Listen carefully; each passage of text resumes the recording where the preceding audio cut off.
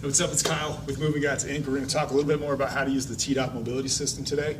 The cool thing we like about this self-mobilization tool is that we can apply resistance while we mobilize an area that we feel tight or restricted in. Okay, and we're going to talk about resistance in that we're going to use force to cause reciprocal inhibition.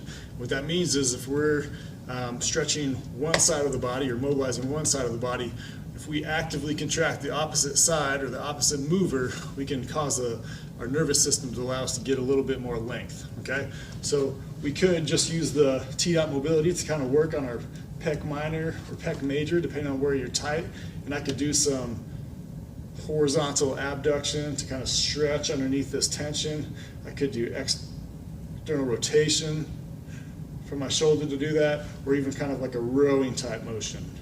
All right, so we're kind of activating the muscles in the back, but if I add the resistance from the elastic band, that's going to make that reciprocal inhibition a little bit greater by really recruiting the muscles that do the opposite motion of my pec and pec minor.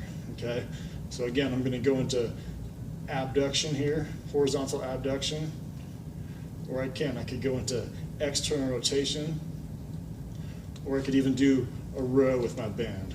Okay, and again, I'm applying a kind of a pin and stretch technique. Okay, pinning the muscle, stretching it underneath, but because of that band and that resistance, I'm also going to get some reciprocal inhibition. Okay, so T-Dot mobility system allows you to use it for trigger point release, for active release type techniques. But the cool thing is that we can actually get some reciprocal inhibition by applying some force through a rubber band.